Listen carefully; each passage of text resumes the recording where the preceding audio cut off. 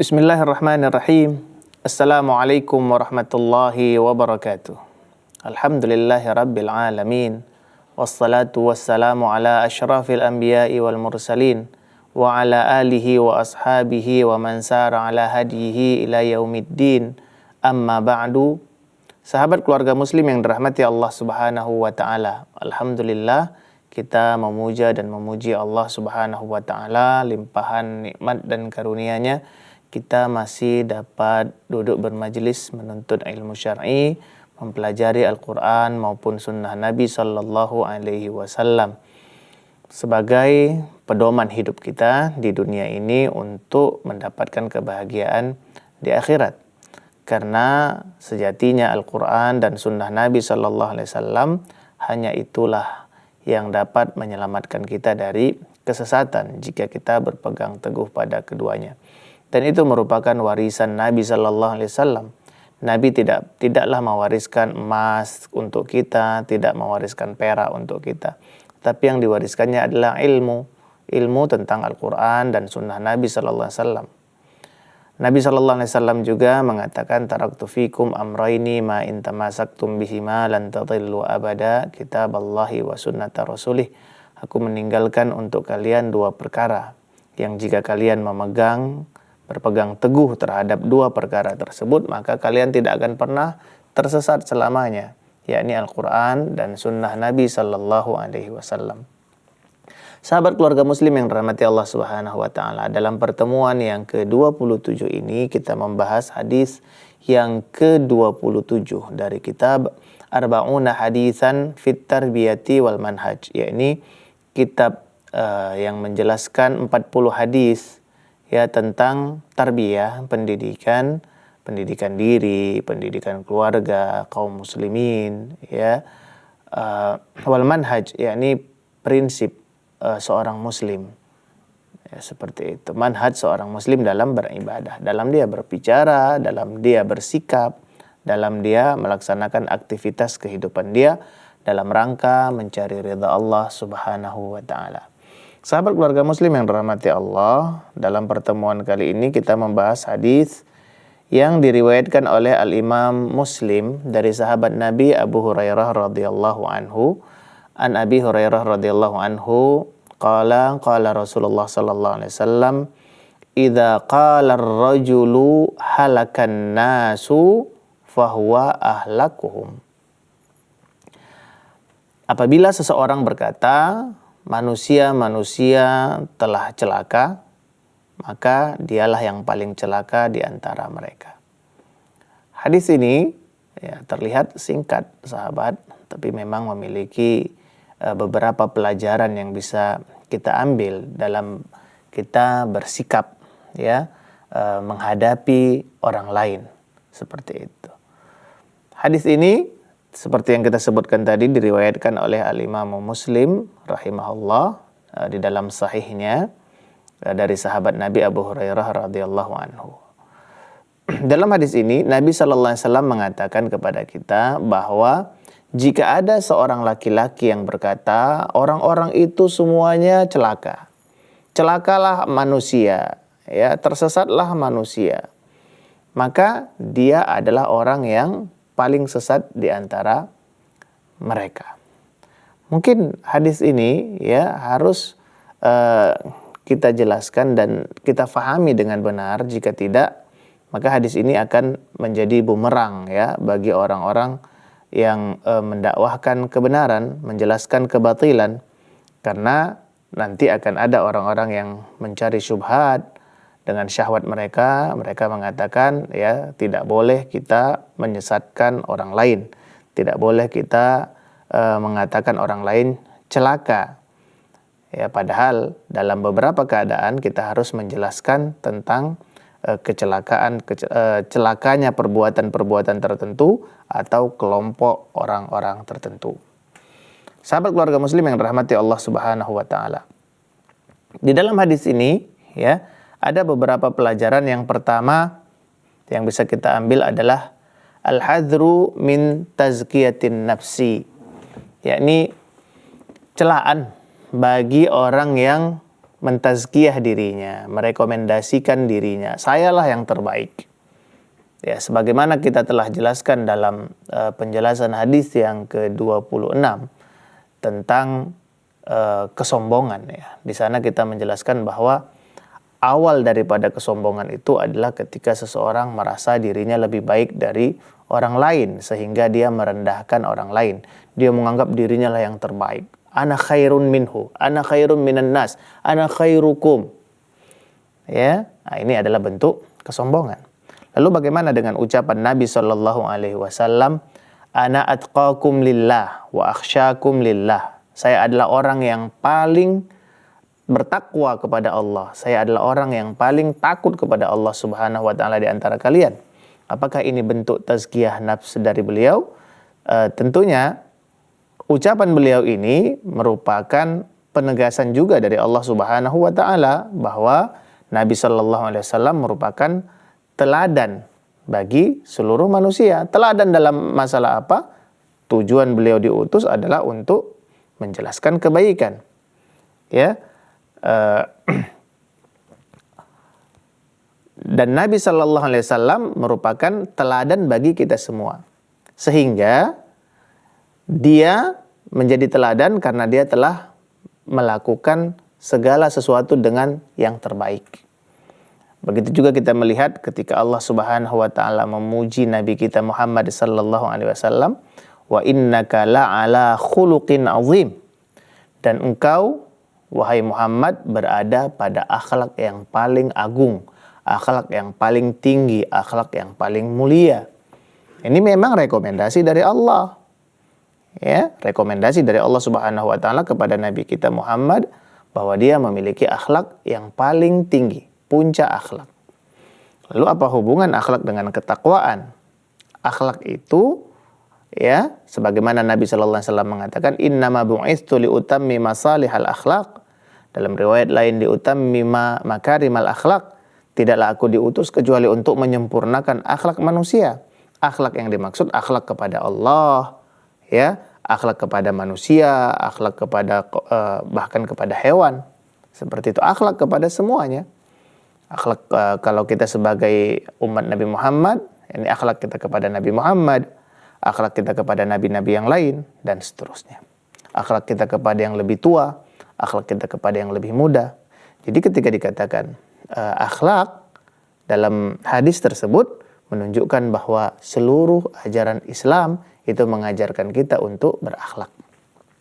Karena akhlak itu sendiri artinya adalah watak atau perangai seseorang atau sifat yang melekat pada diri seseorang sehingga tidak perlu dia akan tercipta secara otomatis. Seseorang yang kesabaran itu melekat padanya sehingga menjadi akhlak baginya, maka dalam keadaan bagaimanapun dia akan bersabar. Seperti itu.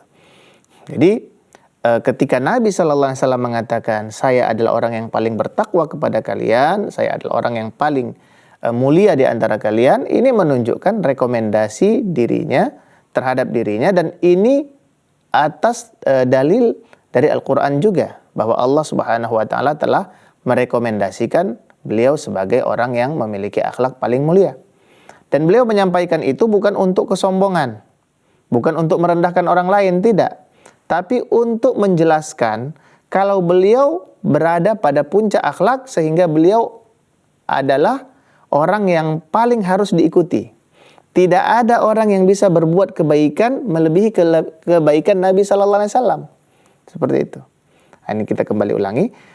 Beliau menyampaikan itu dalam rangka menjelaskan bahwa puncak kebaikan itu ada pada beliau. Sehingga ya, siapapun yang melakukan sesuatu yang tidak pernah dilakukan oleh beliau atau tidak direkomendasikan oleh beliau, maka perbuatan itu adalah keburukan.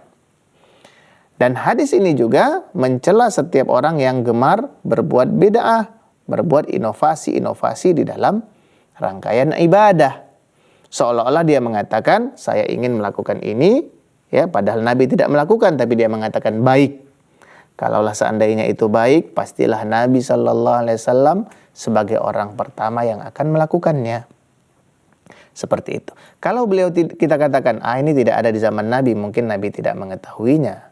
Berarti kita katakan bahwa mereka ya secara tidak langsung ingin mengatakan bahwa syariat ini tidak sempurna karena Nabi tidak mengetahui perkara yang mereka ketahui, seperti itu.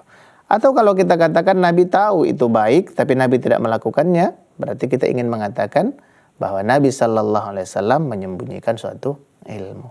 Jadi kerugian yang besar jika seseorang ya berupaya mencari kebaikan-kebaikan selain apa yang diajarkan oleh Nabi Sallallahu Alaihi Wasallam. Intinya ahibati fillah, dalam perkataan Nabi Sallallahu Alaihi Wasallam yang mengatakan ana khairukum ana atqakum wa akhsyakum lillah, saya adalah orang yang paling bertakwa di antara kalian sebagai orang yang paling takut kepada Allah Subhanahu wa taala di antara kalian.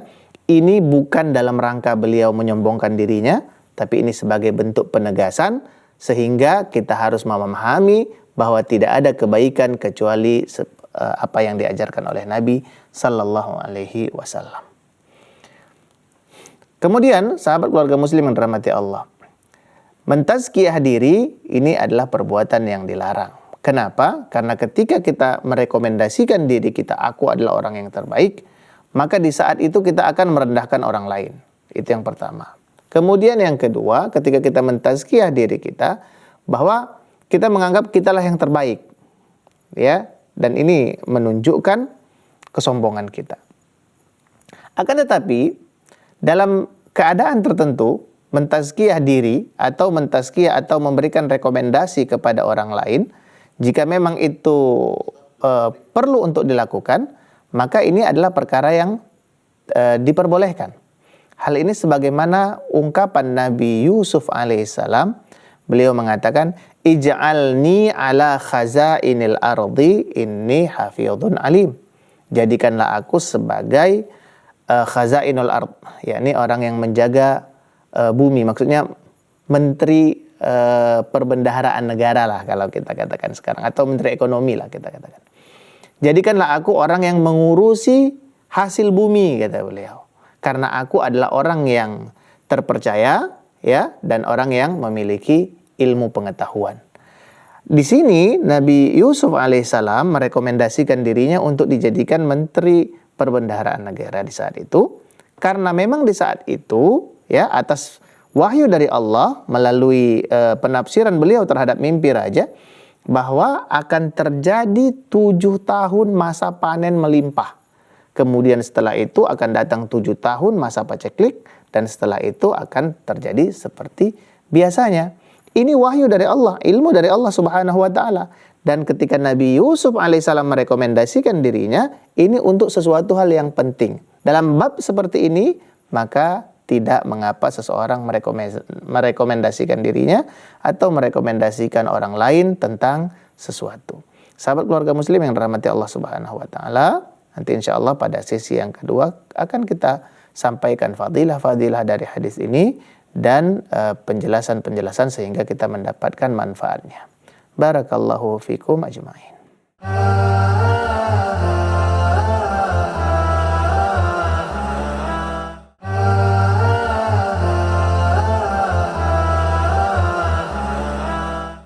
Sahabat keluarga muslim yang dirahmati Allah Subhanahu wa taala, alhamdulillah Allah masih memudahkan kita untuk mempelajari Al-Qur'an dan sunnah Nabi sallallahu alaihi wasallam.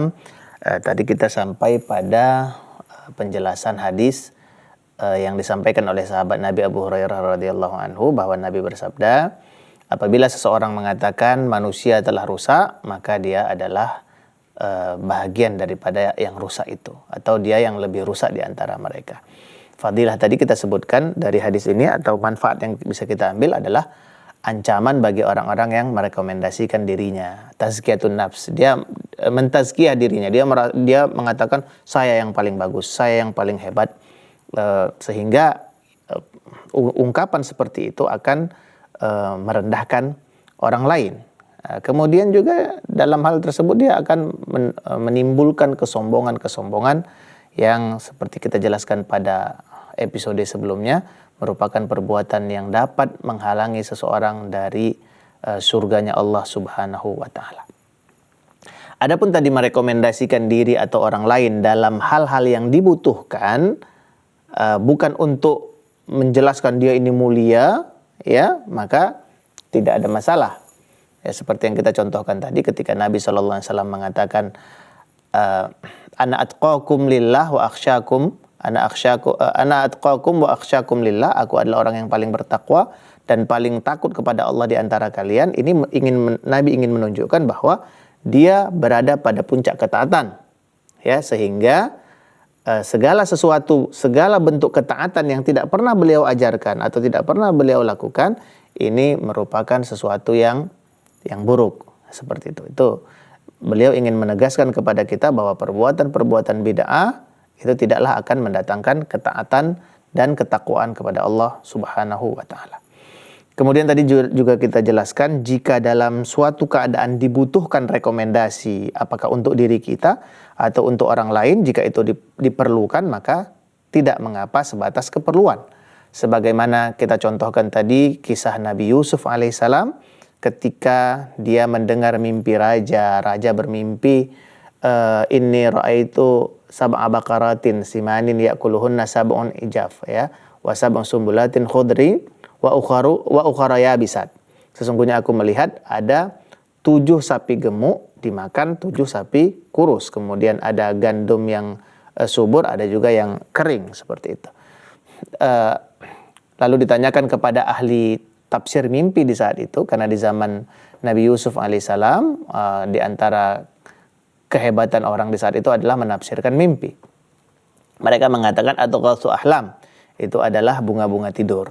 Tetapi akhirnya, ya, Nabi Yusuf alaihissalam menjelaskan takwil daripada mimpi tersebut, tentunya berdasarkan wahyu dari Allah Subhanahu wa taala. Dan akhirnya beliau menjelaskan sampai pada titik raja ingin menjadikan Nabi Yusuf sebagai orang terdekatnya, dan Nabi Yusuf mengatakan ij'alni ala khazainil ard, jadikanlah aku menteri perbendaharaan negara, karena Nabi Yusuf menilai bahwa dengan duduknya dia di posisi itu, maka perekonomian Mesir di saat itu akan terkendali. Dan akhirnya dengan izin Allah Subhanahu wa taala dan ilmu bimbingan dari Allah Subhanahu wa taala, Nabi Yusuf alaihissalam, ya, memegang ekonomi Mesir. Dan setelah 7 tahun, memang seperti yang disampaikan oleh Nabi Yusuf tentang tafsir mimpi tadi, 7 tahun Mesir mengalami panen luar biasa. Setelah itu masuklah masa kering, ya, tidak bisa panen, gagal panen selama 7 tahun, sehingga masyarakat yang ada di sekitar itu datang berbondong-bondong ke Mesir untuk meminta bantuan dari Mesir, seperti itu. Jadi merekomendasikan untuk satu urusan yang memang dia ahli di bidangnya, maka tidak mengapa. Atau merekomendasikan orang lain, misalnya kita merekomendasikan si fulan untuk mengajar suatu bab atau melatih suatu keterampilan, dan kita tahu memang dia ahli di bidang itu, maka tidak ada masalah terkait tazkiyatun nafs dalam hal tersebut. Kemudian sahabat keluarga muslim yang dirahmati Allah, di antara pelajaran lain adalah yang bisa kita ambil adalah dhammut tasya'um, ya, wa taqnitin nafsi, yakni celaan bagi orang yang berputus asa atau membuat orang lain berputus asa. Tentunya dalam kehidupan kita terkadang kita mengalami kegagalan dalam urusan duniawiyah, atau kita terjerumus dalam kemaksiatan. Kita melakukan hal yang diharamkan Allah.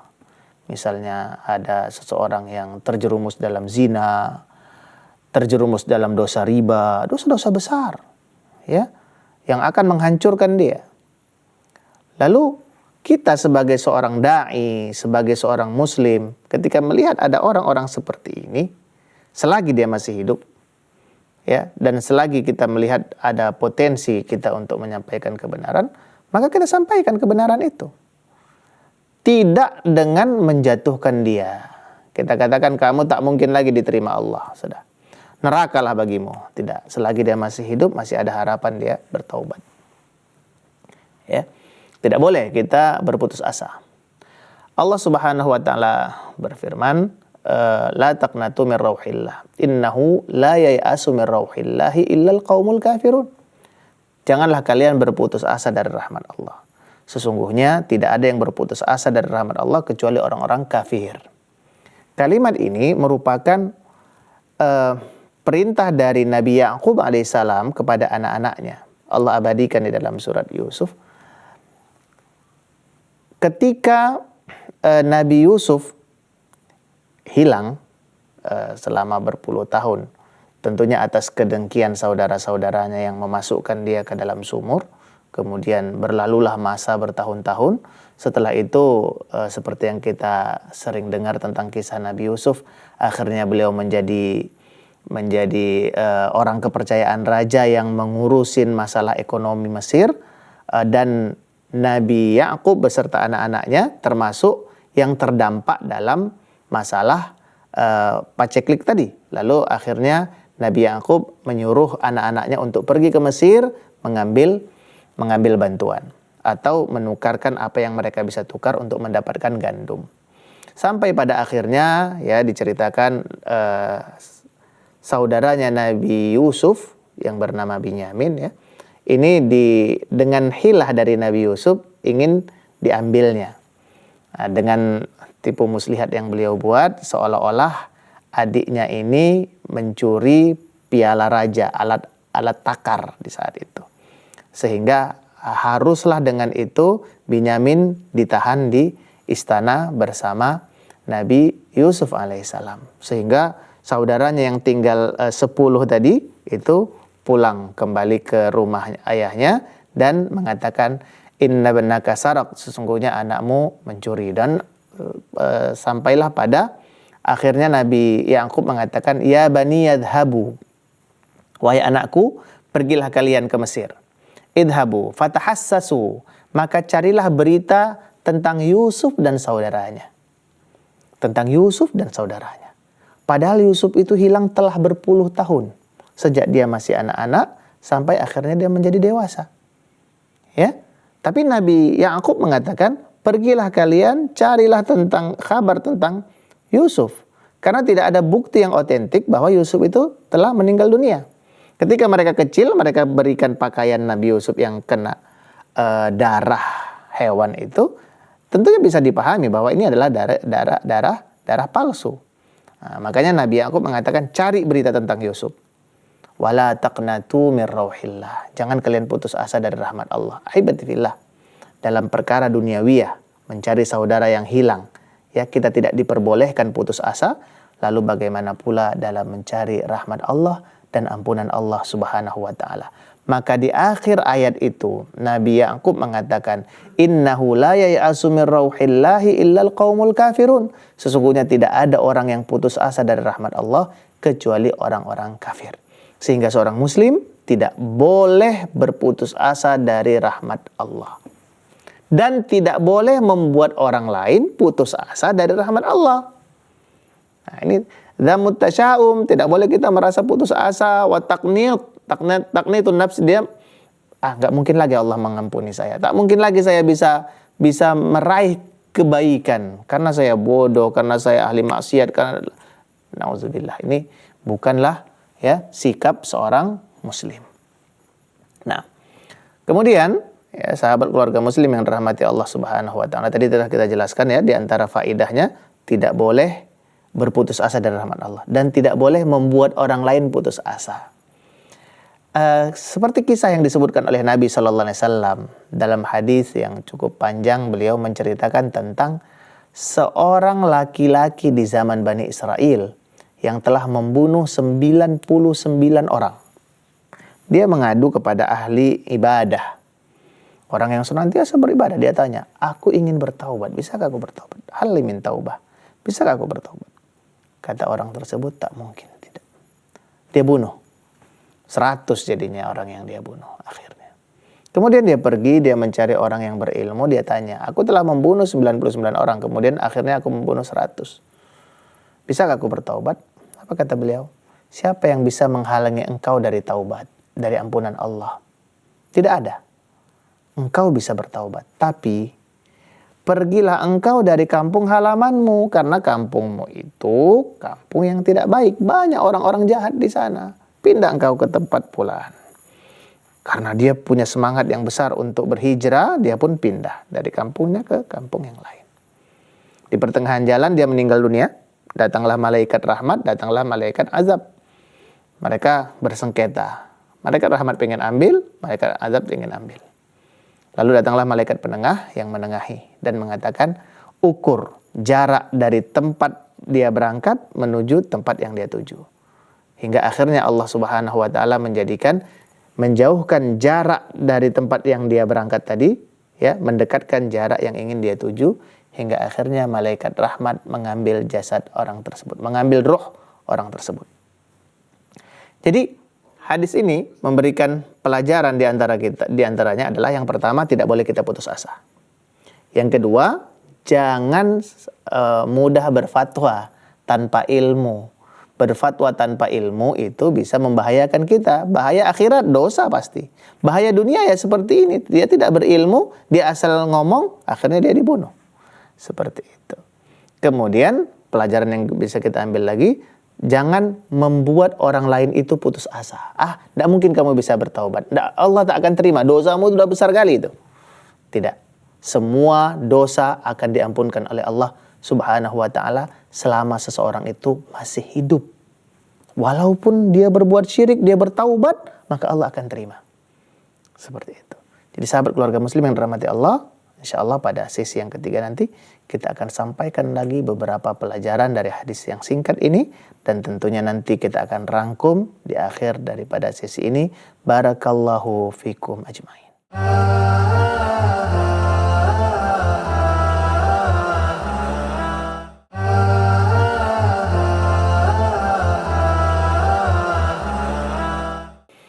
Sahabat keluarga muslim yang dirahmati Allah Subhanahu wa taala, alhamdulillah Allah masih memudahkan kita untuk tetap bermajelis ilmu, ya, menyampaikan hadis yang ke-27 dari kitab Arba'una Hadisan Fit Tarbiyati wal Manhaj. Pada sesi yang ketiga ini, ya, kita akan memberikan penjelasan penjelasan lain dari hadis ini. Di antaranya adalah seperti yang disebutkan oleh Al-Imam An-Nawawi rahimahullah. Ketika beliau telah menyebutkan hadis ini, beliau mengatakan, wa hadzan nahyu liman qala dzalika ujuban binafsihi wa tasaghura, ya, wa tasaghuran nasi wa irtifa'an alaihim. Hadis ini merupakan larangan bagi orang yang mengatakannya dengan ujub. Dia katakan manusia ini semua celaka. Dengan ujub dia ingin menunjukkan, akulah yang tidak celaka. Akulah yang paling baik di antara mereka. Semuanya rendah, semuanya hina. Seperti itu. Ini hal-hal yang seperti ini yang dilarang. Watasaghurin nas, ya. Ini merendahkan orang lain.